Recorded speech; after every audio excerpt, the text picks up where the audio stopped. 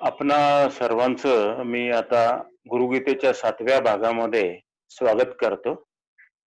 आता आपण गुरुगीतेच्या 7व्या भागामध्ये भगवान शंकर पार्वती मातेला काय सांगतायत त्याबद्दल आता आपण बघूया. आतापर्यंत आपण 54 श्लोक पाहिले. आता आपण 55व्या श्लोकापासून सुरुवात करूया. 55 श्लोकामध्ये भगवान असं म्हणतात, यत्पाद रेणुकनिका कापी संसार वारिते सेतू बंधायते नाथम देशिकम तमुपासमहे. आता या संस्कृत श्लोकाचा अर्थ असा आहे, गुरुमाईंनी हिंदीमध्ये सांगितलं, जिनके चरण रच की एक छोटी सी कनी संसार सागर के पार जाने के लिए सेतु बन जाती है, ऐसे गुरुनाथ की मैं उपासना करता हूं.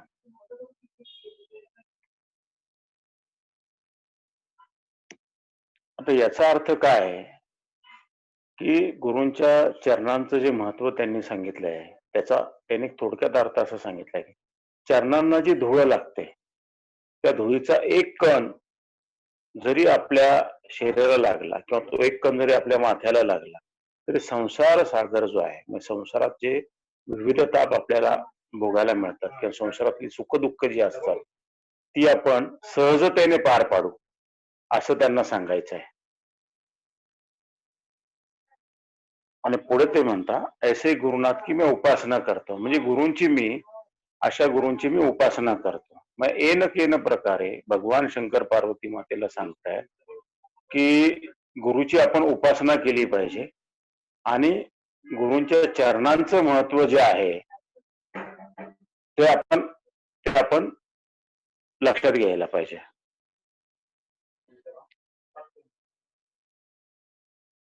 भगवान नित्यानंद याबाबत काय सांगत असत ते मी तुम्हाला सांगतो.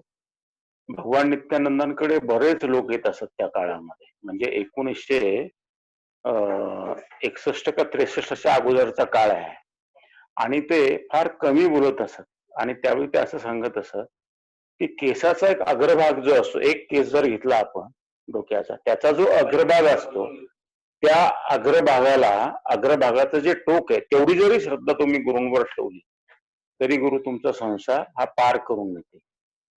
मी इतकं त्यांचं जे वाक्य आहे परम वाक्य आहे. याचा अर्थ काय आहे की आपण थोडी श्रद्धा ठेवली तरी परमेश्वर सगळं काही आपल्याला द्यायला तयार आहे. जर आपण जास्त श्रद्धा ठेवली आणि त्या श्रद्धेमध्येच आपण राहिलो तर कितीतरी मोठा परिणाम आपण साधू शकतो. पूर्वी पण मी तुम्हाला सांगितलं आणि आता परत सांगतो की अध्यात्माचं निचोड, अध्यात्मातलं गुपितातलं गुपित काय आहे, तर गुरूंवर श्रद्धा ठेवणे त्यातलं गुपितातलं गुपित आहे. श्रद्धा ही महत्वाची, परमेश्वरावरची श्रद्धा ही महत्वाची. जेवढी श्रद्धा जास्त तेवढी प्राप्ती जास्त. आणि श्रद्धा ही कशी, महत्वाचा मुद्दा असा येतो याच्यामध्ये की श्रद्धा ही वाढणार कशी आहे आपली. श्रद्धा वाढण्याला एकच उपाय आहे, गुरूंच्या आज्ञेचं आपण पालन करावं. आणि गुरु आपल्याला कधी अशी आज्ञा देत नाही की जी आपल्याला पाळता येत नाही.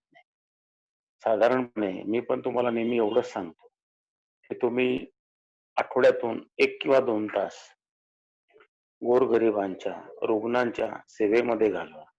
नित्यनेमित ध्यान करा आणि तुम्हाला दिलेला जो मंत्र आहे त्या मंत्राचा जप करा. इतकी छोटीशी आज्ञा आहे, याच्या पलीकडे काही फार आज्ञा नाही. याबाबत मी तुम्हाला अजून एक गुरूंच्या चरणांचं महत्व काय असतं याबाबत मी तुम्हाला अजून एक घडलेली प्रत्यक्ष घटना सांगतो इतिहासामधली. तुम्ही जर दिल्लीला गेला असाल तर दिल्लीला हजरत निजामुद्दीन नावाचं एक रेल्वे स्टेशन आहे. हजरत निजामुद्दीन हे सुफी संतांमध्ये फार मोठे संत होऊन गेले आहेत. हजरत निजामुद्दीन साहेबांचा जो दर्गा आहे त्या दर्ग्यावरती मी पण गेलेलो आहे. माझे बंधू आणि मी एकदा दिल्लीला कामानिमित्त गेलो होतो, त्यावेळी आम्ही खास आठवण ठेवून हजरत निजामुद्दीन साहेबांच्या दर्ग्यावरती दर्शनाला गेलो होतो. हजरत निजामुद्दीन साहेबांच्या दर्ग्यावरती दर्शनाला जाण्यापूर्वी आपल्याला अगोदर अमीर खुसरोंचा दर्गा लागतो. अमीर खुसरो हे हजरत निजामुद्दीन साहेबांचे शिष्य होते आणि हे जे अमीर खुसरो जे होते त्या काळामध्ये जो दिल्लीचा बादशाह होता त्याच्याकडे ते मोठे सरदार होते. हे जरी सरदार असले तरी यांचं आपल्या गुरूंच्या प्रती प्रेम आणि श्रद्धा ही अलौकिक अशी श्रद्धा होती. त्या काळामध्ये काय झालं की अमीर खुसरो एक लढाई जिंकून आले आणि बादशाने त्यांना 7 उंटावर मावेल एवढी संपत्ती त्यांना दिली आणि त्यांना सांगितलं की संपत्ती तू घेऊन जा, तुझ्यावरती मी खुश आहे, असं बादशाने त्यांना सांगितलं. पण इकडे सायमल्टेनियसली निजामुद्दीन साहेब जे होते त्यांच्या दरबारामध्ये एक घटना अशी घडली की त्यांचा एक शिष्य होता, तो अतिशय गरीब होता परिस्थितीने आणि त्याची पण आपल्या गुरूंवर तेवढीच श्रद्धा होती जेवढी श्रीमंत शिष्याची श्रद्धा होती.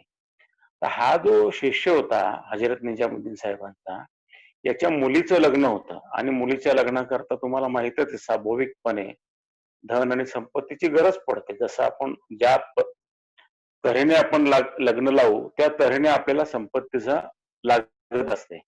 तर तो निजामुद्दीन साहेबांकडे गेला आणि तो म्हणाला माझ्या मुलीचं लग्न आहे तुम्हाला माहिती आहे. ते म्हणे मला माहिती आहे म्हणाले.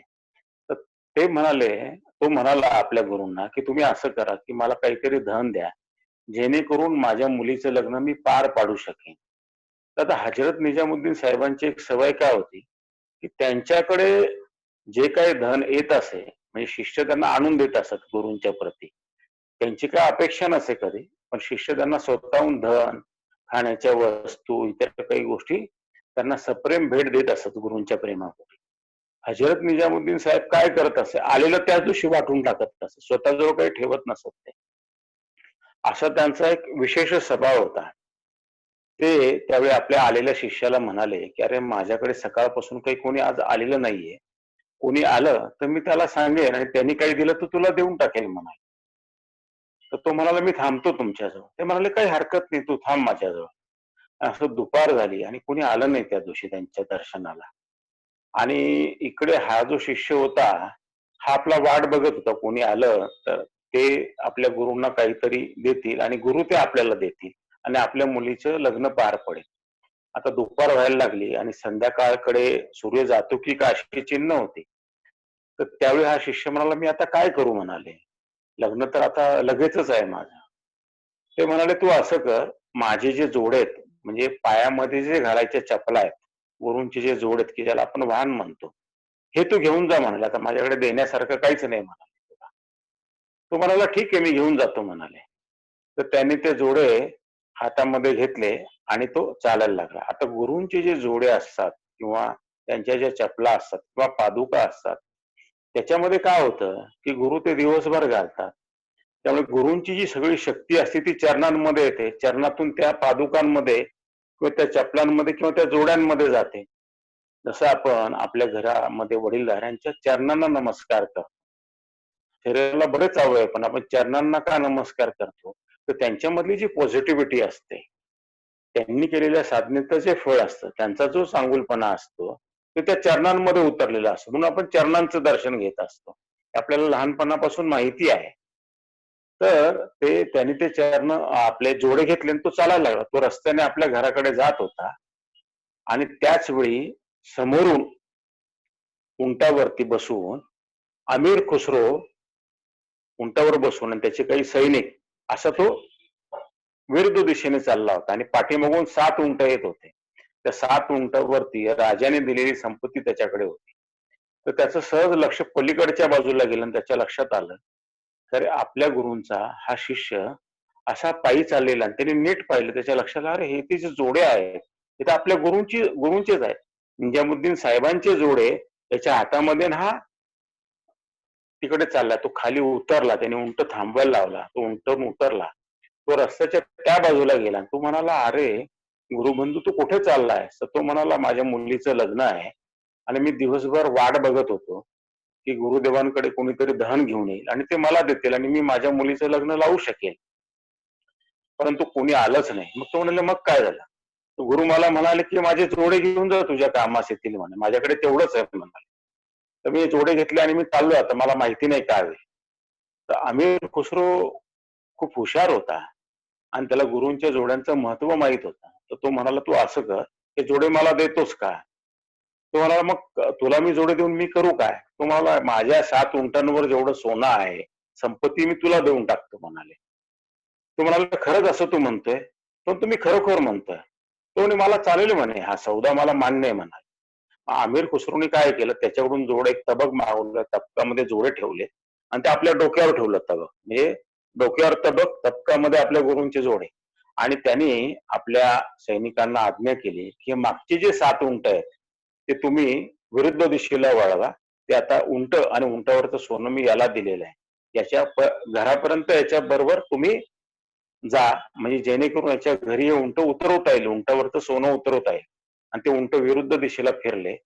पुढे तो शिष्य चालला आणि मागून ते 7 उंट सोनं घेऊन चालले.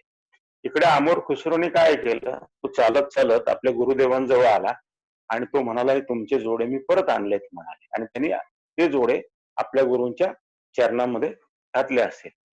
तर पुढे झालं काय, की गुरूंच्या जोड्यामध्ये जे शक्ती भारावलेली होती ते सगळं त्याच्या डोक्यामध्ये उतरून देहामध्ये उतरलं आणि तो लवकरच सिद्ध झाला. तो प्रत्यक्षामध्ये सिद्ध झाला. म्हणजे त्याला आत्मसाक्षात्कार झाला. म्हणजे गुरूंच्या चरणामध्ये असलेली शक्ती जोड्यामध्ये आली. जोड्यामध्ये असलेली शक्ती त्यांनी डोक्यावरच ठेवल्यामुळे इथे जे सहस्रदल असतं, 1000 पाकळ्यांचं जे कमळ असतं, तिथे ते अवतरले आणि त्याला साक्षात्कार झाला. म्हणजे इतकं त्याचं महत्व आहे. म्हणून भगवान शंकरांनी याच्यामध्ये जे सांगितलं आहे, की गुरूंच्या चरणाचं जे महत्व सांगितलंय, म्हणजे चरणांवर असलेली धूळ, जरी एखाद्याला त्या धुळीचा एक कण मिळाला, तरी तो आपला संसार जो आहे तो पार पाडू शकतो. अशा गुरूंची मी सेवा करेन असं ते म्हणतात. आता आपण पुढच्या श्लोकाकडे जाऊया.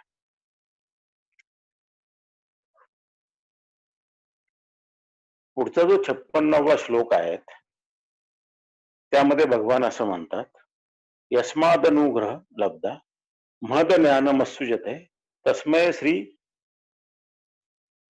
तस्मै श्री देशिकेंद्राय नमाश्च भीष्ट सिद्धये.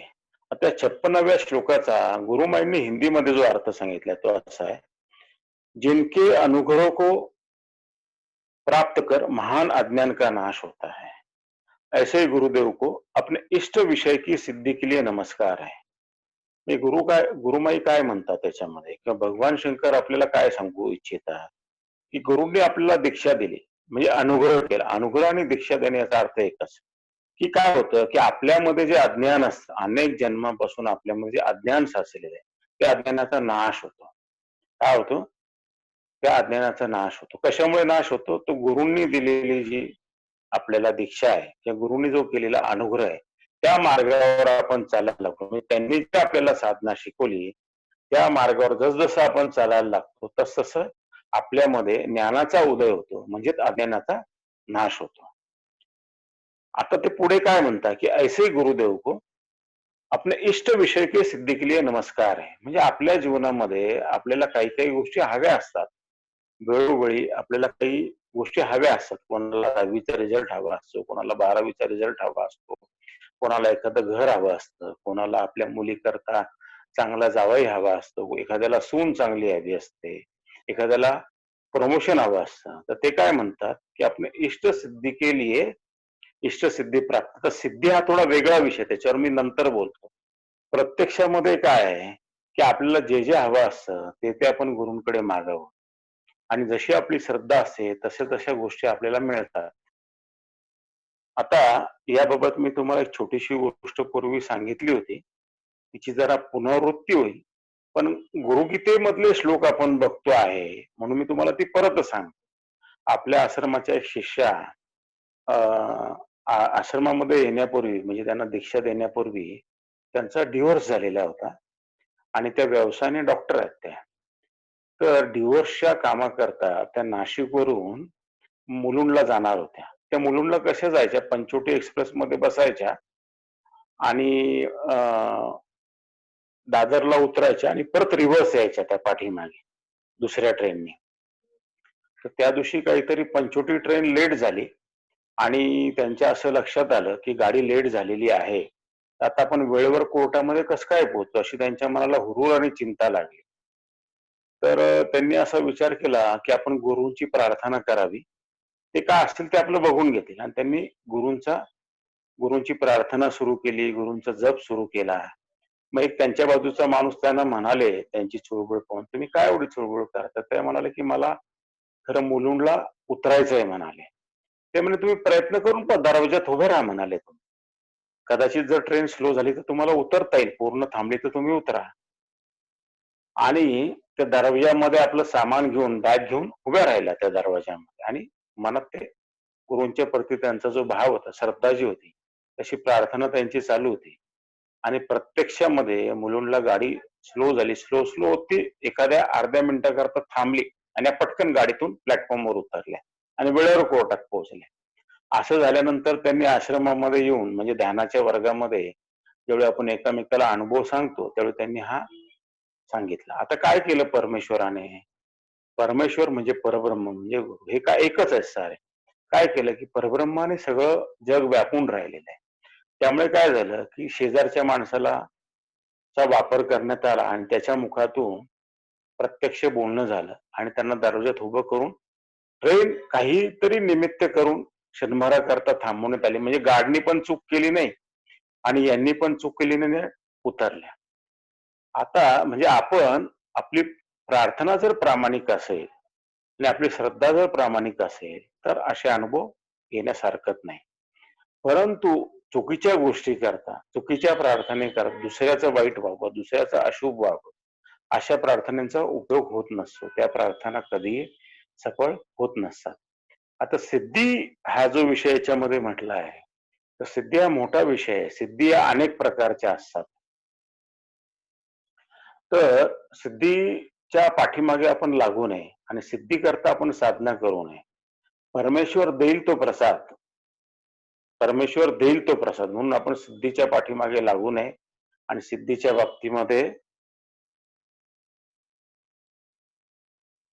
पाठीमागे आपण हे करू नये, असं मी तुम्हाला.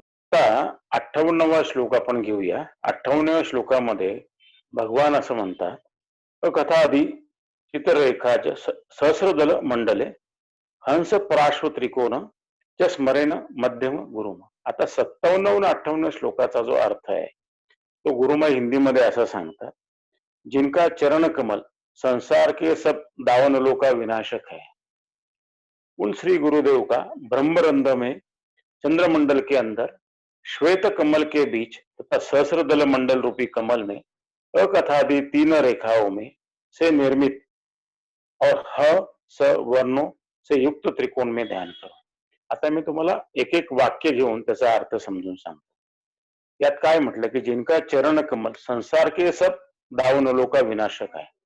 म्हणजे गुरूंचे चरण कसे आहेत, तर गुरूंच्या चरणामुळे संसारामध्ये ज्या ज्या अडचणी येतात त्या त्या अडचणीवरती ते मात करून देणार आहे. म्हणून आपण गुरूंच्या चरणांचं ध्यान करावं, गुरूंच्या चरणांचं स्मरण करावं.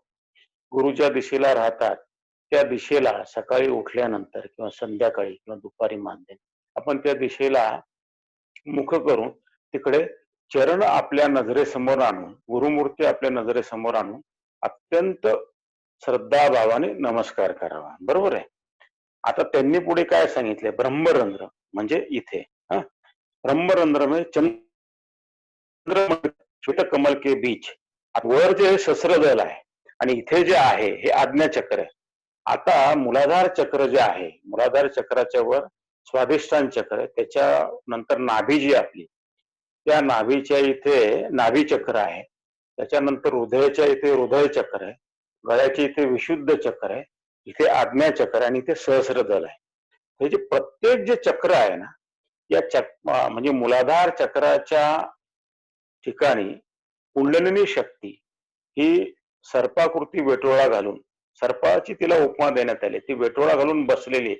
ज्यावेळी गुरु शक्तिपात करतात म्हणजे आपल्याला दीक्षा देतात आणि शक्तिपात प्रत्यक्ष होतो, त्यावेळी ती कुंडलिनी शक्ती वर वर जायला लागते आणि प्रत्येक चक्राच्या इथे जे उलट कमळ आहे त्याला तिने धक्का दिला की ते सुलट होतं आणि प्रत्येक कमळाला पाकळ्या आहेत.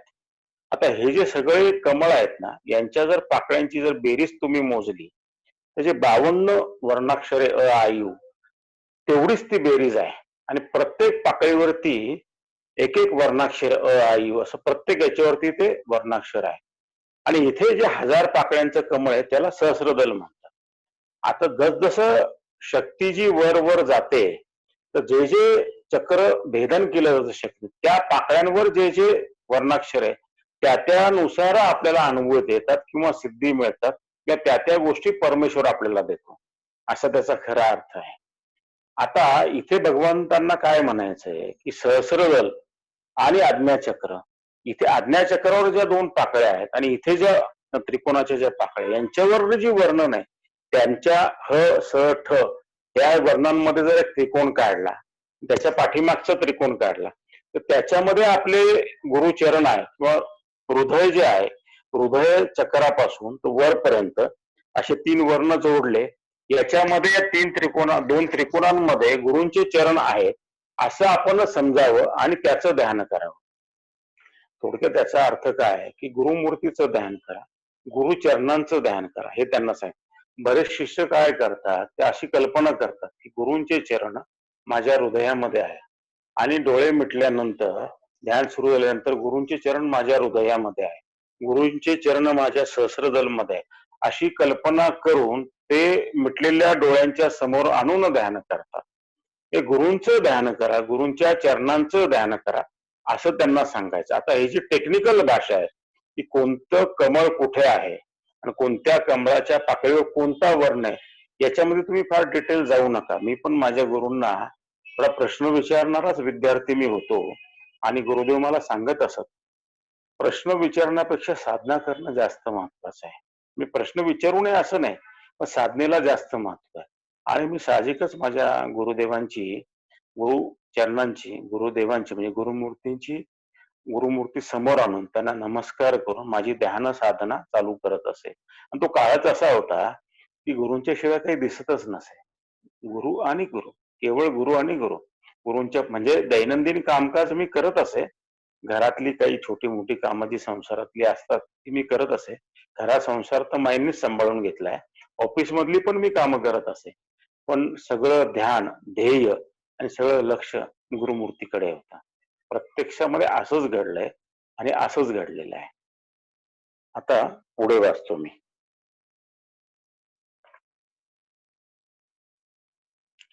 आता आपण पुढचा श्लोक घेऊया. पुढचा म्हणजे आता 59 आणि 60 या नंबरचा जो श्लोक आहे तो श्लोक, हे दोन्ही श्लोक बऱ्यापैकी मोठे आहेत. ते मी प्रथम संस्कृत मध्ये वाचतो, मग हिंदी मध्ये वाचून दाखवतो तुम्हाला गुरुमाईंनी सांगितलेला अर्थ, आणि त्यानंतर त्याचा अर्थ, मला जो उमगलेला अर्थ आहे गुरुगीतेचा, तो मी तुम्हाला सांगायचा प्रयत्न करतो. भगवान शंकर संस्कृत मध्ये असं म्हणतात, सकल भुवन सृष्टी कल्पिता शेष पुष्टी निखिल निगम दृष्टी संपदा व्यर्थ दृष्टी अवगुण परिश्रमस तत्पाद कथय दृष्टी भवगुण परिशिष्ट मोक्ष मार्गिक दृष्टी. हा 59वा श्लोक होता. 60व्या श्लोकामध्ये ते काय म्हणतात, सकल भुवन रग स्थापना स्तंभ भयष्टी सकरुण वृष्टिम तत्वमाला समिष्टम सकल समय सृष्टी सचिदानंद दृष्टी निवसत्तु मयी नित्यम श्री गुरु दिव्य दृष्टी.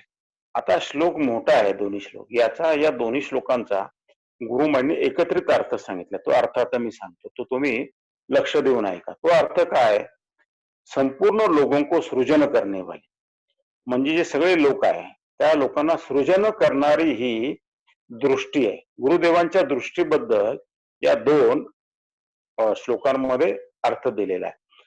पूर्वी त्यांनी काय सांगितलंय की गुरूंच्या चरणांबद्दल त्यांनी सांगितलं. या श्लोकांमध्ये ते काय सांगतात की गुरूंची जी दृष्टी आहे, गुरूंची जी नजर आहे ती कशी आहे त्याबद्दल ते सांगतात. संपूर्ण लोगों को सृजन करने वाले, म्हणजे सृष्टीमध्ये जेवढे लोक आहेत, सगळ्या विश्वामध्ये जे लोक आहेत त्या सगळ्यांना ती सृजन करणे. सृजन म्हणजे काय, ज्याला जे जे हवंय ते देणार आहे. समस्त पदार्थों की पुष्टी करणे वाले, सगळे पदार्थ तुम्हाला त्या पदार्थांची पुष्टी करणे वाले, म्हणजे एखाद्यात काही कमी असेल तर ते भरून काढणे, याला आपण पुष्टी म्हणतो. सकल शास्त्रों में पकड रखने वाले, जेवढे शास्त्र आपल्याला माहिती आहे, वेद पुराण, याच्यामध्ये गुरुदेवांच्या दृष्टीची पकड आहे हे त्यांना सांगायचं. संपदाओं को व्यर्थ मानणे वाले, संपदाओ म्हणजे काय, आपण म्हणतो मी या संप्रदायामध्ये, मी त्या संप्रदायामध्ये, मी अमुक संप्रदायामध्ये आहे. तर भगवान शंकर काय म्हणतात की गुरु कुठला संप्रदाय मानत नाही. संप्रदाय बोलण्यापुरता असो. जेव्हा प्रत्यक्ष परमेश्वराची प्राप्ती होते, ज्या ज्या लोकांना झालेली, ज्या ज्या वेळी झालेली, मग तो कुठल्याही धर्माचा असो, कुठल्याही संप्रदायामधला असो, त्यांना आलेला अनुभव एकच आहे. परमेश्वराचा ज्यावेळी प्रत्यक्ष आत्मसाक्षात्काराचा अनुभव येतो तो प्रत्यक्षामध्ये एकच आहे. म्हणजे मी तुम्हाला असं सांगतो माझ्या गुरुदेवांची आज्ञा घेऊन, पूर्ण नाही सांगत, त्यातला काही भाग सांगतो. मी माझ्या गुरुदेवांना असं विचारत असे, की ज्याला आत्मसाक्षात्कार म्हणतात, तो मला कधी होईल? आणि तो झाल्यावर मला कळेल कसं की तो मला झालाय असं. तर माझे गुरुदेव मला असं म्हणत असत, की "तू त्याबद्दल फारसे प्रश्न विचारू नकोस." म्हटलं, "मग मला कसं कळेल?" तर त्यांनी मला त्याच्याबद्दल दिलेलं उत्तर असं, ते मला असं म्हणाले, की "बघ, ज्यावेळी ते तुला होईल, त्यावेळी तुला स्वतःहूनच कळून येईल" म्हणा. म्हटलं, "ते कसं?" ते म्हणाले, "मी तुला याचं एक उदाहरण सांगतो." त्याचं उदाहरण असं, की ज्यावेळी भूकंप होतो, भूकंप झाल्यावरती काय असतं, एखादा अडाणी माणूस असतो की नाही, हा, तर तो अडाणी माणसाला कळतं की धरणीकंप झालाय, भूकंप झालाय. त्यांनी त्याच्याबद्दल ऐकलेलं वाचलेलं नसेल तर तो धरणीकंप इतका स्पष्ट असतो, त्याला आपोआपच कळतं की हा धरणीकंप झालाय. तर ते म्हणाले तुला त्यावेळी स्वतःहूनच कळून. आणि ज्यावेळी माझ्या जीवनामध्ये 14 सप्टेंबर 2004 रोजी बैलपोळा होता, पिठोरी अमावस्या होती. सकाळी काही 6:58 गुरुदेवांच्या कृपेने ही घटना माझ्या जीवनात घडून आली आणि मला चांगलं आठवतं की ते इतकं स्पष्ट होतं, ते अतिशय स्पष्टपणे कळतं. असं त्याचा हे आहे. म्हणून ते हा श्लोक त्या अर्थाने आहे. पुढे ते काय म्हणतात, अवगुणों का परिमार्जन करणे वाले, म्हणजे अवगुण जर असतील तर एक एक अवगुण आपल्यामधून निघून जातात. अवगुण जातात म्हणजेच गुण येतात. तत सत्ता में एक दृष्टी रखने वाली, तत सत्ता म्हणजे तत म्हणजे परमेश्वर, तत सत्ता में एक दृष्टी म्हणजे परमेश्वराकडे एक दृष्टीने बघणारी गुरुदेवांची दृष्टी असते. संसार के गुणों की विधायिका, म्हणजे संसारामध्ये जे गुण आहे त्याची जी विधायिका म्हणजे योग्य मार्ग दाखवणारी, संसारामधल्या गुणांचा योग्य मार्ग दाखवणारी आहे. पुढे ऐकूया आपण. मोक्ष मार्ग पर ही जिसकी दृष्टी टिकी हुई, म्हणजे मोक्ष मार्ग जो आहे त्याच्यावरच गुरुदेवांची दृष्टी टिकलेली असते.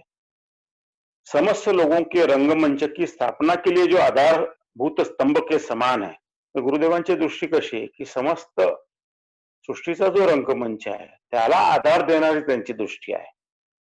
पुढे ते काय म्हणतात, जो 36 तत्वों की समष्टि रूपी माला के समान, म्हणजे 36 जे तत्व आहे त्याची जी माला आहे, म्हणजे त्या तत्वांना जे गुंफलेलं आहे त्याला त्याच्यावर दृष्टी ठेवणारी गुरुदेवांची दृष्टी आहे. पुढे ते काय म्हणतात, जिससे समस्त नीती नियमों का अथवा काल की रचना होते, म्हणजे जे सगळे नीती नियम आहे आणि काळ आहे याची जी रचना केली जाते अशी ती त्यांची दृष्टी आहे. पुढे ते काय म्हणतात, जो सच्चिदानंद स्वरूप आहे ऐसे गुरुदेव की दृष्टी सदा मेरे ऊपर है. गुरुदेव कसे सच्चिदानंद स्वरूप आहे, अशा गुरुदेवांची दृष्टी सदैव माझ्यावर राहावं असं ते पार्वतीला सांगतात. ते काय म्हणतात की गुरुदेवांची जी दृष्टी आहे ती इतकी विशाल आहे, त्या दृष्टीने सगळं काही चराचर विश्व चालू आहे, पण अशा गुरुदेवांची दृष्टी ही माझ्यावर सदैव राहावं असं ते म्हणतात. आता आपण पुढचा श्लोक घेऊया. पुढचा म्हणजे 61 नंबरचा श्लोक घेऊया. त्यामध्ये भगवान शंकर पार्वती मातेला असं सांगतात, अग्निशुद्ध सम तात ज्वाला परिचय का दिया, मंत्र राजिम म्हणणे हर्निश पातो मृत्युता. याचा हिंदीमध्ये अर्थ काय? हिंदीमध्ये भगवान म्हणतात, हे देवी, अग्नि से शुद्ध सुवर्ण के समान चारों ओर से बुद्धि रूपी ज्वाला से शुद्ध किया हुआ ये मंत्र राज निरंतर मृत्यू से रक्षण करे, ऐसे मैं मानता हूं. ते काय म्हणता, अग्नी से शुद्ध म्हणजे सोनं जसं अग्नीमध्ये आपण शुद्ध करतो तसं, आणि बुद्धी वापरून म्हणजे बुद्धीचा वापर करून एखाद्या गोष्टी, आपण एखाद्या गोष्ट काय करतो, बुद्धीचा वापर करतो आणि त्या गोष्टीची शुद्धता तपासत असतो. तसं अग्नीने जसं सोनं शुद्ध केलं जातं, सोन्यामधले इनकस काढले जातात, आणि बुद्धीने एखादी गोष्ट आपण निरखून पारखून घेतो, त्याचप्रमाणे गुरूंनी दिलेला जो मंत्र आहे तो तसा आहे. त्या गुरूंच्या मंत्राचा मी सतत जप करतो. अशा जप केल्यानंतर अशा जो गुरूंनी दिलेला मंत्र आहे तो माझं मृत्यूपासून रक्षण करो. याचा अर्थ माणसाला मृत्यू येऊ नये का? याचा अर्थ तसा नाही. याचा अर्थ असा आहे की वार्धक्याने ज्यावेळी मृत्यू येतो त्यावेळी तो योग्य आहे, पण अपघाती मृत्यू येणं, अचानक एखाद्या आजाराने मृत्यू येणं, तर गुरूंनी दिलेला मंत्राचा ज्यावेळी आपण जप करत असतो तर तो मंत्र आपलं सर्वार्थाने रक्षण करतो, मृत्यूपासून पण रक्षण करतो, असं त्यांना याच्यामध्ये सांगायचं आहे. मला एक आठवलं ते मी तुम्हाला सांगतो. हा जो मंत्र असतो ना, तो मंत्राचा जप कसा करावा हे मी तुम्हाला सांगतो. जसं आपल्या गुरुपरंपरेमध्ये मी तुम्हाला ओम नमः शिवाय, ओम नमः शिवाय हा मंत्र सांगितला आहे. आता या मंत्राचा अर्थ काय? ओम म्हणजे परमेश्वराचं स्वरूप, नम म्हणजे मी नमस्कार करतो. कोणाला नमस्कार करतो? शिवाय म्हणजे मी भगवान शंकरांना नमस्कार करतो. असा या मंत्राचा साधा, सोपा आणि सरळ अर्थ आहे. तर मंत्र जप ज्यावेळी आपण करतो ना, त्यावेळी प्रथमतः गुरूंनी दिलेल्या मंत्रावरती आपण श्रद्धा ठेवली पाहिजे. दुसरी गोष्ट, मंत्र जप अतिशय शांतपणे करायला पाहिजे. ओम नमः शिवाय, ओम नमः शिवाय, ओम नमः शिवाय. आता एवढा शांतपणे मंत्र जप का करायला पाहिजे? तर आपल्या शरीराला दोन कान आहेत. मंत्र मुळातच आपल्या मनातल्या मनात म्हणायला पाहिजे. तो इतरांना ऐकू जाण्याकरता म्हणण्याची आवश्यकता नाही. आणि तो मंत्र ज्यावेळी आपण असा म्हणत असतो, तर तो आपल्या कानांनी आपण ऐकायला पाहिजे. आपल्या कानांनी कसा ऐकावा? तर प्रत्येक त्यातला शब्द हा अत्यंत कानाने पूर्णपणे आपण ऐकतोय. साऱ्या शरीराचे जणू आपण कान केले आहेत. सारे शरीरच जणू कान झाले आहे, असं समजून आपण ऐकावं. पण ज्यावेळी असं मंत्र तुम्ही उच्चार करताय मनातल्या मनात आणि आपल्या शरीराचे सारे कान करून ऐकताय, त्यावेळी तुमच्या असं लक्षात येईल, अरे 2-3 वेळा तर मी असं ऐकलं, पण पुढे माझ्या मनात दुसरे विचार आले. संसारातले विचार आले, ऑफिस मधले विचार आले, इतर काही विचार आले, असं तुम्हाला जाणवेल. आणि मग तुमचं मन थोडं भटकले, म्हणजे मंत्र जप चालू राहील पण मन भटकलेलं असतं. परत मन तुम्ही काय करा, मंत्रावरती केंद्रित करा. कानाने आपण ऐकतोय का? असं ज्यावेळी तुम्ही प्रॅक्टिस करायला लागाल, तुमच्या असं लक्षात येईल की तुमची एकाग्रता वाढली आणि मंत्रामधलं जे चैतन्य आहे, मंत्रामधली जी ताकद आहे ती तुम्हाला जाणवायला लागेल. आणि मंत्राचा निरंतर जप केल्याने शरीरामध्ये जे बदल होतात ते तुम्हाला जाणवायला लागेल. शरीरामध्ये होणारे तुम्हाला बदल जाणवायला लागेल. मंत्रामध्ये इतकी ताकद असते, एकदा जरी मंत्र तुम्ही व्यवस्थित म्हटला तर तुम्हाला दिव्य दिव्य अनुभव येतात. दिव्य दिव्य अनुभव येतात आणि त्याच्यामध्ये फार ताकद असते. 11 वेळा सलग मंत्र म्हणणं, अतिशय लक्ष देऊन, शरीराचे कान देऊन आपणच म्हटलेला मंत्र ऐकणं, हे अतिशय पुण्य आहे. पण तुम्ही काय करायला पाहिजे, माझी तुम्हाला अशी सूचना आहे आणि विनंती पण आहे आणि आज्ञा पण आहे, की एका ठिकाणी बसून शांत चित्ताने मंत्राचा जप करा तुम्ही. मनातल्या मनात करा तो. आणि अशा वेळी कोणी तुम्हाला डिस्टर्ब केलं, कोणी तुम्हाला मध्ये येऊन काही काम सांगितलंय केलं, तर रागवू नका, चिडू नका. रागवणं, चिडणं हे सोपं आहे. मंत्र जप थांबवा, त्याला सांगा तुझं काम मी नंतर करतो. ते काम अति अर्जंट असेल तर करून घ्या, रागवू नका. आणि क्रोधावर आपल्याला नियंत्रण मिळवायचं आहे. पण मंत्राचं काय माहितीये का, तुम्ही मंत्र जप किती पण वेळ करू शकता. ते तुमच्या याच्यावरती आहे, म्हणजे तुमच्या जिद्दीवरती आहे, किती वेळ तुम्हाला मंत्र. ध्यानाचं कसं आहे, तुम्ही ध्यानाला बसला तर ध्यान किती वेळ लागावं हे परमेश्वराच्या गुरूंच्या हातामध्ये. ध्यान ज्यावेळी संपतं त्यावेळी आपले डोळे आपोआपच उघडतात, मग ध्यान लागत नाही. परत लागायचं असेल तर परत डोळे मिटतील, पण परत काही वेळाने ध्यानातून तुम्ही बाहेर याल, अर्धा, 1 तास, 2 तास, जे काय तुमची साधनेची अवस्था असेल त्याप्रमाणे. पण मंत्राला काही मर्यादा नाहीये. तुम्ही मंत्र जप खूप करू शकता. मी तर तुम्हाला अशी विनंती करेन की स्फटिकाची माळ आणली तुम्ही समजा आणि 108 वेळा जर मंत्र जप केला तर किती छान होईल. म्हणजे असं एक एक माळ करायची, संपली की परत माळ उलटी फिरवायची, परत 108 वेळा करायची आणि तुम्हाला त्याचे दिव्य अनुभव येतील. तुमच्या घरातलं वातावरण शुद्ध होईल. जीवनामध्ये मोठा बदल होईल. मंत्र जप जास्त केल्यामुळे काय होईल की तुम्हाला ध्यान धारणा अतिशय चांगली तुमची होईल. प्रत्येक मंत्राचं आहे, जसं प्रभू रामांवरती जे मंत्र रचलेले आहेत, कबीर पंथातला एक रामावरचा जो मंत्र आहे, म्हणजे माझ्या सद्गुरूंना भेटण्यापूर्वी एक त्या मार्गामधले असलेले गृहस्थ मला भेटले आणि त्यांनी मला एक राममंत्र सांगितला होता. त्या राममंत्राचा मी फार छान जप केला होता आणि मला असं जाणवलं की माझ्या शरीरामध्ये प्रचंड शुद्धी झाली आहे. प्रभू राम कसे होते माहितीये का तुम्हाला? प्रभू राम हे एक पत्नी व्रत होतं प्रभू रामांचं, पहिली गोष्ट. दुसरी गोष्ट म्हणजे काय होतं, ते मर्यादा पुरुषोत्तम होते. हे त्यांचे दोन विशेष गुण होते आणि मला असं जाणवलं की एक पत्नी व्रत समस्त ज्या स्त्रिया आहेत त्या एक तर लहान आहेत, त्या माझ्या मुलीसारख्या आहेत, त्या माझ्या वयाच्या आहेत, त्या माझ्या भगिनी आहेत आणि ज्या माझ्यापेक्षा वयाने मोठ्या आहेत त्या माझ्या माता आहेत. अशी मला एक छान दृष्टी प्राप्त झाली. मंत्र जपामध्ये फार सामर्थ्य असतं, फार सामर्थ्य. ही दृष्टी पूर्वी पण होती, पण ती अशी दृढ झाली मी तुम्हाला सांगतो. खूप फायदे झाले मला, खूप म्हणजे खूपच फायदे.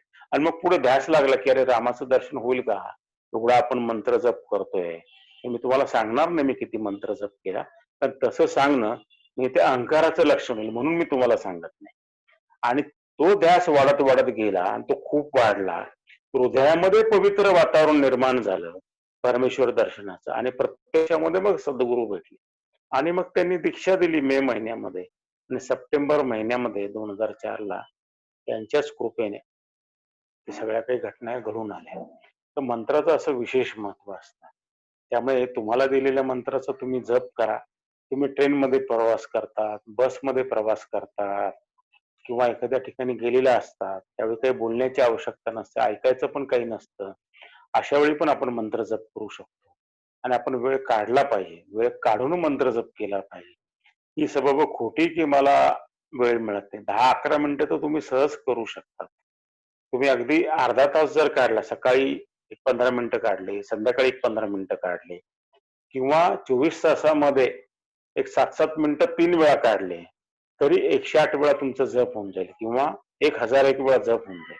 तुम्ही प्रत्यक्ष करून पहा, तुम्हाला अनुभव येईल आणि मग तुमच्या लक्षात येईल की अरे किती सोपं आहे आणि सहज आहे आणि माझं जीवन किती बदलत चाललं असं तुम्हाला प्रत्यक्ष तुमच्या जीवनामध्ये अनुभव येईल.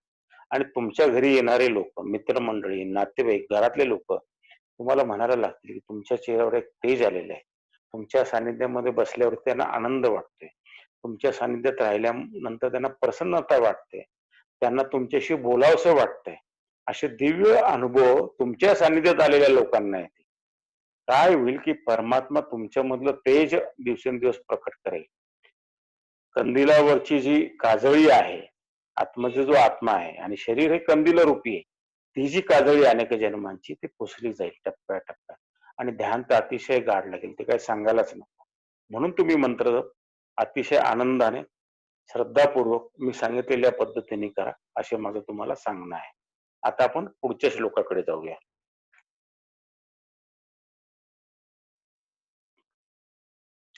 पुढचा म्हणजे 62वा श्लोक जो आहे, त्यामध्ये भगवान असं म्हणतात, तदेजत्ति तन्मेजत्ति तदद्धुरे तस्मापकी तदंतरस्य सर्वस्व तदु सर्वस्व बाह्यता.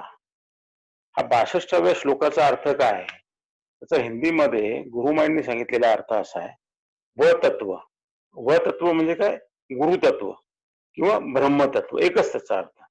वह तत्व गतिशील है, अचल है, वह दूर है, वह समीप है, वह तत्व सबके भीतर भी है तथा सबके बाहेर भी. आता गुरु जे असतात, गुरूंच्या मार्फत ब्रह्मतत्व किंवा गुरुतत्व हे प्रकट होत असतं आणि ते लोककल्याणाचं काम करत असतं. गुरुतत्व हे गुरूंच्या मार्फत काम करतं. हे गुरुतत्व कसं आहे, ते आपल्या जवळ आहे आणि आपल्यापासून लांब पण आहे. आपल्या शरीरामध्ये पण आहे आणि सगळ्या सृष्टीमध्ये ते वाकून पण आहे. जवळ आहे, दूर आहे. ते काय म्हणतात की सगळ्यांच्या मध्ये पण आहे, साऱ्या विश्वामध्ये पण आहे. आता तो जो मी तुम्हाला ट्रेनचा अनुभव मग सांगितला ना, त्याचा अर्थ तोच होता. गुरुतत्व सगळीकडे असल्यामुळे असे अनुभव येतात. तुमच्या लक्षात आलं का? गुरुतत्व हे सगळीकडे भरून राहिल्यामुळे असे अनुभव येतात. तुम्हाला अजून एक उदाहरण सांगतो. एका शिष्य होते आपल्या म्हणजे आहे अजून ते. तर ते त्यांच्याकडे त्यांना पत्नीच्या संदर्भामध्ये काही अडचणी होत्या आणि तिच्या तब्येतीच्या नुसार त्यांचे काही प्रश्न होते आणि त्यांना असं वाटत असे की ते जेवढे श्रद्धापूर्वक ध्यानधारणा करतात किंवा सांगितलेले आदेश पाळतात, पत्नीने जरी दीक्षा घेतली असेल तरी ती तेवढे पाळत नाही असं त्यांना वाटत असत. तर एकदा त्यांनी मला ही व्यथा बोलून दाखवली आणि ते मला म्हणाले की तिची डिलिव्हरी आता होणार आहे आणि तिची डिलिव्हरी असल्यामुळे मला तुम्ही काहीतरी उपाय असा सांगा की तिची तब्येत तर चांगली राहील आणि माझी काळजी पण मिटेल. मी म्हटलं तू असं कर, मी तुला एक मंत्र सांगतो आणि त्या मंत्राचा तू जप कर. पण जप करण्यापूर्वी तू संकल्प तिच्या नावाने सोड. की तिची तब्येत चांगली राहू याच्याकरता मी हा जप करतोय. आणि मग देवी सुक्तामध्ये एक श्लोक आहे.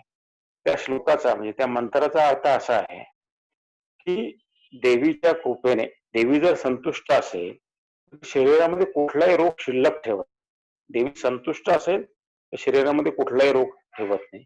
आणि देवी जर संतुष्ट नसेल तर आपले कुठलेही मनोरथ पूर्ण होत नाही. त्या दुसऱ्या ओळीचा अर्थ होता. तिसऱ्या ओळीचा अर्थ असा होता तिसऱ्या ओळीचा अर्थ असा होता की देवीला आपण शरण गेलो, जगदंबेला आपण शरण गेलो की आपल्यावरती कुठली वाईट परिस्थिती येत नाही. चौथ्या ओळीचा अर्थ असा होता की देवीला आपण शरण गेलो किंवा तिच्या आश्रयाला गेलो की ती आपल्याला इतकं काही देते की आपण इतरांना आश्रय देणारे होतो. असा त्या श्लोकाचा अर्थ होता. आता हा जो श्लोक आहे हा असा जो मंत्र आहे आपल्यापैकी काही शिष्यांना मी तो दिलेला आहे तो मंत्र. तर हा जो श्लोक आहे हा मंत्राचा त्यांनी जप चालू केला आणि ते मला परदेशातून फोन करत असत मधून मधून. माझा जप नित्य चालू आहे, त्याची तब्येत अशी आहे, अमुक आहे तमुक असं सांगत असे. आणि ज्यावेळी डिलिव्हरीची वेळ आली त्या दिवसभरामध्ये ते संपर्कामध्ये होते. मी म्हटलं तुम्ही निर्भय राहा, एवढा तुम्ही छान जप केलाय तर परमात्मा हे काम सहजतेने करून घेईल आणि अतिशय सहजतेने कुठल्याही अडचणी येता अतिशय छान असं बाळ त्यांना झालं. जेवढं आपण श्रद्धा ठेवतो आणि अतिशय दिलेल्या आज्ञेनुसार असा जप करतो तर अशा घटना घडून येतात. तो जो मंत्र होता त्या मंत्राचं वैशिष्ट्य काय, ज्यावेळी राक्षस पृथ्वीवरती त्रास देत होते आणि देवांकडून पण राक्षसांचं नियंत्रण होत नव्हतं त्यावेळी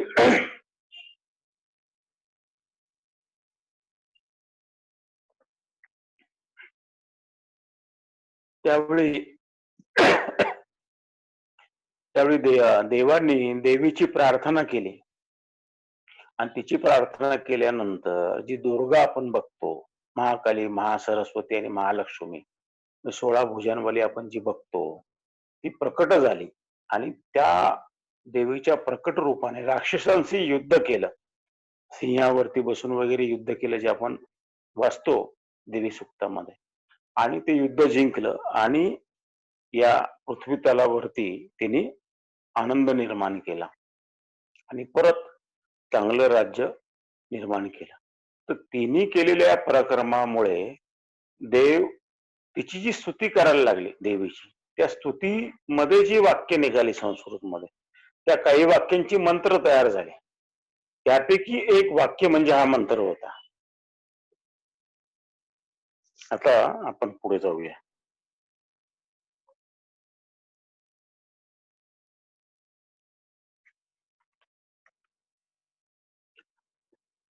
एक मिनिट.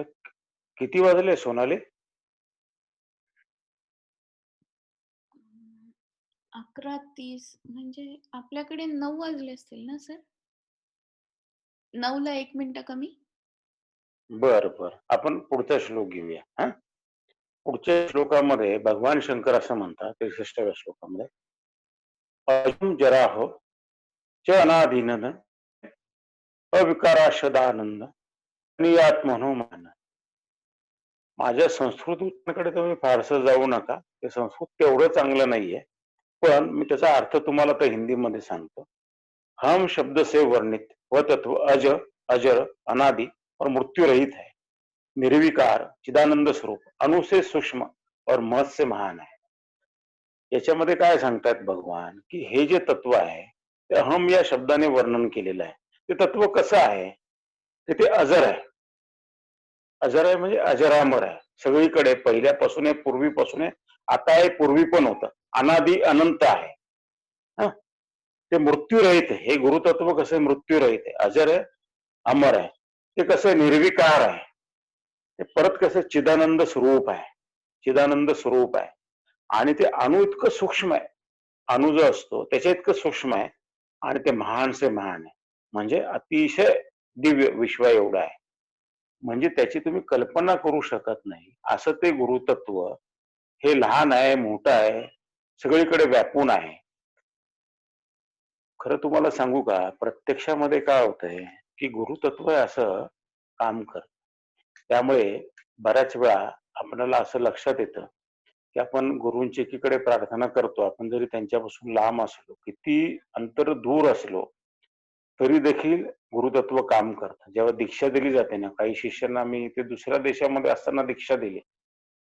आम्ही नाशिकमध्ये ध्यानाला बसलोय आणि ते शिष्य परदेशामध्ये ध्यानाला बसले आणि त्यांना दीक्षा दिली. तर एवढ्या अंतराचा काही फरक पडत नाही, आलं का लक्षात? आणि मधल्या कुठल्याच गोष्टींचा अडथळा येत नाही. गुरुतत्व सहजतेने काम करतं. आणि ज्यावेळी एखादा शिष्य खूप लांब असतो, काही काही योजने दूर असतो, समजा आता अमेरिकेमध्ये काही शिष्य ते तिकडे रात्र आहे, इकडे दिवस आहे किंवा तिकडे दिवस इकडे रात्र आहे, तरी देखील त्यांची प्रार्थना पोहोचते आणि गुरुतत्व काम करतं. असंही गुरुतत्व बद्दल भगवान शंकरांनी त्याचा महिमा या श्लोकामध्ये आपल्याला सांगितला आहे. आता पुढचा श्लोक घेऊ. 64व्या श्लोकामध्ये भगवान शंकर म्हणतात, अपूर्वानम परनित्यम स्वय ज्योतिर्निरामय विरज परामकाश ध्रुवमाद मयव. याचा अर्थ काय? वह तत्व अपूर्व से भी परे है. म्हणजे याचा अर्थ काय? जिससे पूर्व कुछ नहीं था, वह नित्य स्वयं प्रकाश निरामय मल रहित परमाकाश स्वरूप अविचल आनंद स्वरूप क्षयरहित आहे. तर प्रत्येक गोष्ट मी तुम्हाला नीट सांगतो. व तत्व अपूर्व आहे. म्हणजे या तत्वाच्या पूर्वी काही तत्व नव्हतं. सर्वप्रथम हे होतं, असं मी तुम्हाला मागे सांगितलं, सर्वप्रथम परब्रह्म होतं आणि परब्रह्माला कर्मेनाचं झालं, म्हणून मग त्यांनी श्री देवीला निर्माण केलं. देवीने भगवान शंकराला निर्माण केलं. त्यांनी आपली मांडी घातली, भगवान विष्णूंना निर्माण केलं. भगवान विष्णूंच्या नाभीमधून कमळ निर्माण होऊन ब्रह्मदेव निर्माण झाले. मग त्यांना ध्यानधारणा करायला सांगण्यात आलं आणि मग पुढे त्यांनी सृष्टीची रचना केली आणि सृष्टी अस्तित्वात आली.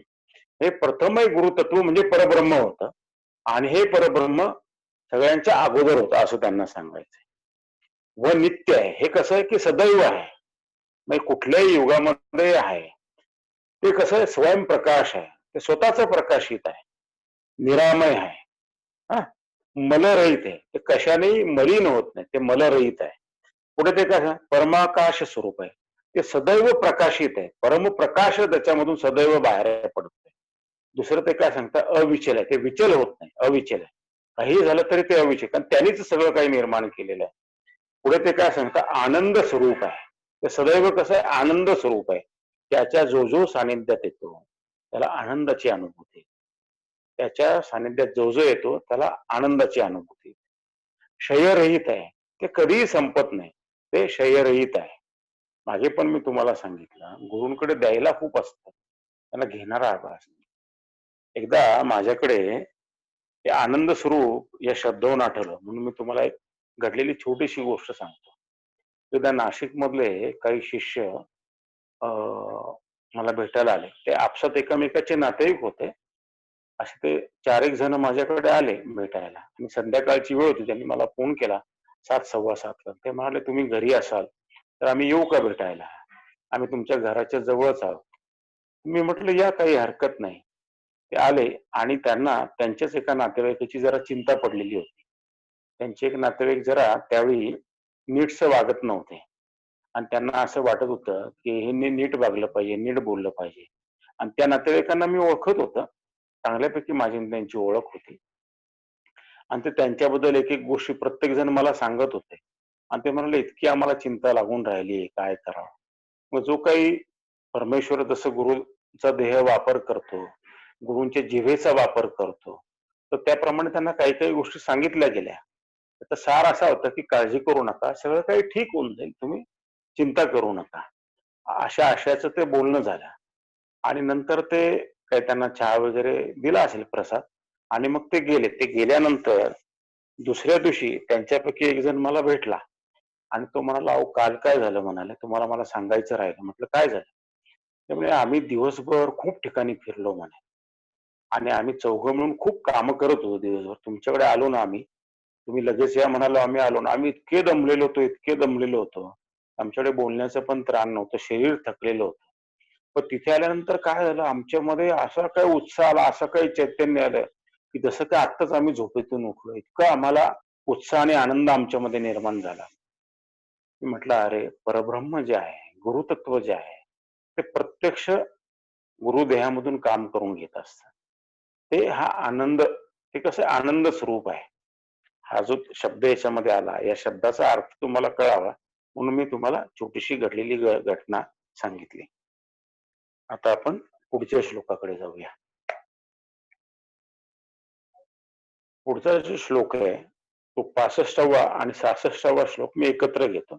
पहिल्यांदा 65वा श्लोक असं, श्रुती प्रत्यक्षम इतिहासम अनुमान तस्य तुष्टम यस्य चापत्तमो वेददेशिकम च सदा स्मरेत. हा 65वा श्लोक आहे. 66व्या श्लोकामध्ये भगवान म्हणतात, मननम यद्वम कार्य तददम महामते साधुतुम च मया दृष्टवा तवै कष्टित सांप्रतम. आता दोघांचा अर्थ काय? भगवान असं म्हणतात पार्वती मातेला, जिन गुरुदेव का आत्म तपोबल वेद शास्त्र प्रत्यक्ष इतिहास और अनुमान इन 4 प्रमाणों से जाना जाता है. काय सांगतात ते? गुरूंमध्ये जे आत्म तपोबल आहे, हं, ते कसं तुम्ही समजू शकता? वेदांपासून तुम्ही, वेद जे आहे, वेद ही परमेश्वराची वाणी, वेदांपासून तुम्ही ते समजू शकता. गुरूंचं आत्मतपोबल समजत असेल तर वेदांपासून तुम्ही, वेदांचं तुम्ही वाचन केलं, वेद समजून घेतलं, तुम्हाला ते समजून येईल. शास्त्र जे आहे ते शास्त्र तुम्ही वाचन केलं तर तुम्हाला समजून येईल. प्रत्यक्ष तुम्ही त्यांना भेटला तरी तुम्हाला ते समजून येईल. किंवा इतिहास म्हणजे काय, अनेक जी पुराण आहे ते तुम्ही वाचली तर तुम्हाला ते समजेल. पुराण म्हणजे काय, इतर होऊन गेलेले जे गुरु शिष्यांच्या ज्या कथा आहेत त्या तुम्ही ऐकल्या, वाचल्या, त्याच्यातून तुम्हाला समजेल. 4 प्रकारे समजून, वेद, नंतर शास्त्र, प्रत्यक्ष भेटीने आणि इतिहास. आणि 5वं काय म्हणता, अनुमान, म्हणजे प्रत्यक्ष तुम्हाला त्याचा अनुमान येऊ शकतो, अनुभूती येऊ शकते. इन 4 प्रमाणों से गुरुदेव का आत्म तपोबल जाना जाता है. आता पुढे ते काय म्हणतात, ऐसे गुरुनाथ का सदा स्मरण करे. अशा गुरुदेवांचं शिष्याने सदैव स्मरण केलं पाहिजे. सदैव त्यांचं स्मरण करत आपलं जीवन व्यतीत केलं पाहिजे. जेव्हा जेव्हा कामामध्ये थोडा वेळ मिळतो आपण गुरूंचं स्मरण करावं. हे गुपित आहे, गुरूंचं स्मरण करावं. बरोबर आहे. पुढे ते काय म्हणतात, हे देवी. त्याची बोलायची भाषा बघा किती छान आणि सुंदर आहे. ते पार्वती मातेला रिस्पेक्ट देत आहेत. हे देवी, हा, तुम में साधुता देख कर, तुझ्यामध्ये मी साधुता बघतोय, म्हणजे पवित्रता बघतोय. हे देवी, तुम में साधुता देख कर अब उस तत्व का मनन कैसे करना चाहिए ये मैं तुमसे कहता हूं. हे तुझ्यामध्ये साधुता, पवित्रता मी बघतो, आणि ती पवित्रता बघितल्यामुळे हे जे गुरुतत्व आहे, गुरूंमधून प्रकट होतं, त्याचं मनन कसं करायला पाहिजे हे मी तुला सांगतो. मनन म्हणजे गुरु तत्वाचं मनन चिंतन कसं करायचं हे मी तुला सांगतो. आता हे का भगवान शंकर सांगतात, तर असं त्यांनी सांगितलेल्या पद्धतीने आपण मनन चिंतन केलं तर काय होईल, की आपण त्याच्यामध्ये राहू, त्या दिवशी आपली साधना होईल, गुरूंबद्दल आपल्याला अधिक माहिती कळेल आणि निसर्गतःच आपलं साधना वाढेल आणि आपण लवकर परमेश्वराच्या जवळ पोहोचू. म्हणजेच काय, आपण गुरूंसारखे होऊन जाऊ. आणि एका गुरुचं ध्येय काय असतं, की त्याला आपल्या शिष्याला आपल्यासारखं बनवायचं असतं, त्याला बेडीमध्ये अडकवायचं नसतं. राजकारणी लोकांची जर तुम्ही पार्टीचे मेंबर झाला तर त्यांना मेंबर्स गोळा करायचे असतात. गुरूंचं काय असतं, सद्गुरूंचं त्यांना मोक्ष देऊन त्याला मोकळं करायचं असतं. बाबा तू ये, घे आणि पुढे जा, तू ये आणि घे आणि पुढे जा. ते द्यायला बसलेले, त्यांना घेणारा आवाज. तर आता असं काय, कशा पद्धतीने चिंतन आणि मनन केलं तर कळेल, असं ते पार्वती मातेला सांगणार आहे. तर ते आपण पुढचा ज्यावेळी आपण हे घेऊया, पुढचा भाग ज्यावेळी पाहू आपण, त्या भागामध्ये ते बरेचसे श्लोक आहेत. म्हणजे 67 पासून पुढचे जे श्लोक आहे ते गुरूंचं किंवा गुरुतत्वाचं मनन कसं करायचं, परब्रह्म हे जे आहे, गुरुतत्व जे आहे, ब्रह्मतत्व जे आहे, याचं मनन कसं करायचं, याबद्दल भगवान शंकराने पार्वती मातेला गुरुगीतेच्या माध्यमातून उपदेश केलेला आहे. तो आपण पुढच्या भागामध्ये ऐकूया. आणि आता इथे आपण आजचा हा भाग संपूया. अत्यंत शांत चित्ताने, लक्ष देऊन, मनपूर्वक तुम्ही सगळ्यांनी ऐकलं. मोठ्या श्रद्धेने तुम्ही येऊन बसता आणि ऐकतात, त्यामुळे मला पण सांगण्याचा उत्साह येतो. आणि सांगण्यापूर्वी मी परमात्मा परमस्वरूप भगवान शंकरांना प्रार्थना करतो. माझे जे गुरुदेव आहेत त्यांना प्रार्थना करतो. गुरु परंपरेमध्ये जे सर्व गुरु आहेत त्यांना मी प्रार्थना करतो की माझ्याकडून सत्य वचन, सत्य अर्थ, त्याचा शुभ अर्थ तुम्हाला सांगितला जावा आणि ते ज्ञान तुमच्यापर्यंत पोहोचावं आणि तुमच्या जीवनामध्ये अधिकाधिक प्रकाश येवो, अंधकार कमी हो आणि पूर्ण प्रकाशाच्या दिशेने तुमची प्रगती हो, अशी माझी सदैच्छा आहे. आणि तुमच्या हृदयामध्ये जो परमेश्वर आहे त्या परमेश्वराला मी वंदन करतो. माझ्या हृदयातल्या परमेश्वराला वंदन करतो. सद्गुरूंना वंदन करतो. ओम नमः शिवाय. ओम नमः शिवाय. ओम नमः शिवाय. श्रीराम श्रीराम श्रीराम. आणि आजचा हा सतसंग गुरुगीतेचा संपला असं मी सांगतो. पुढच्या सोमवारी आपण पुढच्या भागामध्ये भेटूया.